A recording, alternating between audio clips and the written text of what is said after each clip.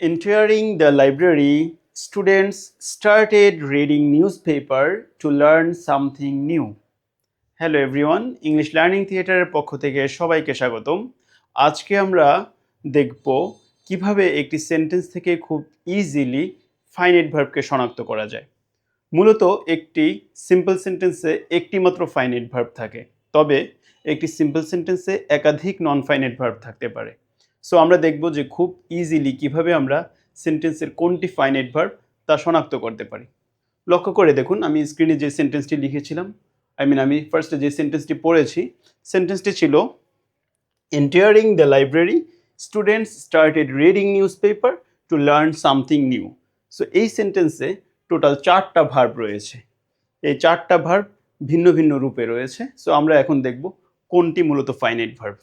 লক্ষ্য করে দেখুন, এখানে এন্টারিং একটি ভার্ব, এরপর স্টার্টেড একটি ভার্ব, রিডিং একটি ভার্ব এবং লার্নিং টু লার্ন একটি ভার্ব। অর্থাৎ টোটাল এখানে 4টা ভার্ব রয়েছে এবং এরা ভিন্ন ভিন্ন রূপে রয়েছে। সো এখন আমরা এই সেন্টেন্স থেকে ফাইনাইট ভার্বকে আইডেন্টিফাই করার জন্য আমরা একটু দেখে নেব যে কিভাবে খুব সহজে একটি সেন্টেন্সের কোন ভার্বটি ফাইনাইট ভার্ব হয় তা কিভাবে আমরা শনাক্ত করতে পারি। খেয়াল করে দেখুন, আমরা একটা সেন্টেন্স থেকে এই 4টি উপায়ের মাধ্যমে খুব ইজিলি ফাইনাইট ভার্বকে শনাক্ত করতে পারি। নাম্বার 1, একটা সেন্টেন্সে ফাইনাইট ভার্ব কোনটি এবং ফাইনাইট ভার্বের কাজ কি। মূলত একটি সেন্টেন্সে যেই ভার্বটি সেন্টেন্সের অর্থকে সুস্পষ্ট এবং পরিপূর্ণ অর্থ প্রকাশ করবে সেটি ফাইনাইট ভার্ব। ওকে, এছাড়া ফাইনাইট ভার্ব হওয়ার অন্যতম একটি শর্ত হচ্ছে ফাইনাইট ভার্ব একটা সেন্টেন্সে টেন্স আইডেন্টিফাই করতে সাহায্য করবে। অর্থাৎ আমরা যে ভার্বটা দেখে সেন্টেন্সটা কোন টেন্সে আছে সেটা আইডেন্টিফাই করতে পারি, সেটাই ফাইনাইট ভার্ব। এছাড়া ফাইনাইট ভার্বের অবস্থান হয় সবসময় সেন্টেন্সের সাবজেক্টের এক্স্যাক্টলি ডানে, অর্থাৎ সাবজেক্টের সর্বাপেক্ষা কাছে যেই ভার্বটি অবস্থান করবে সেই ভার্বটি ফাইনাইট ভার্ব।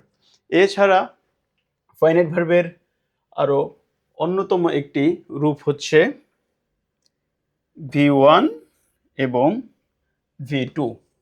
অর্থাৎ কোনো একটা সেন্টেন্সে যদি আমরা ভার্বের প্রেজেন্ট ফর্ম বা বেস ফর্ম V1 দেখি অথবা ভার্বের পাস্ট ফর্ম V2 দেখি, তখন আমরা বুঝব যে এই ভার্বটি একটি ফাইনাইট ভার্ব। তাহলে চলুন এবার আমরা আগের অংশে ফিরে যাই।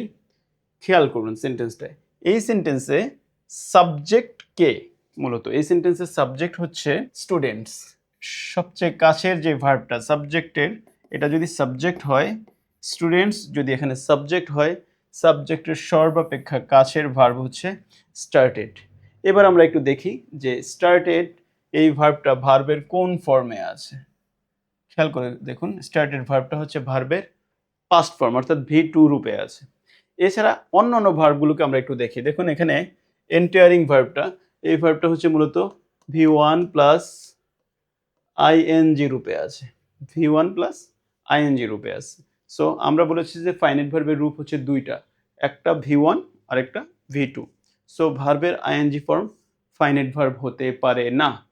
এরপর আমরা দেখি একইভাবে রিডিং ওয়ার্ডটিও V1 প্লাস ING রূপে আছে। সো এটাও ফাইনাইট ভার্ব হতে পারবে না। এরপরে আমরা দেখলাম এখানে টু লার্ন, এখানে আরেকটা ভার্ব আছে 2 প্লাস V1 রূপে।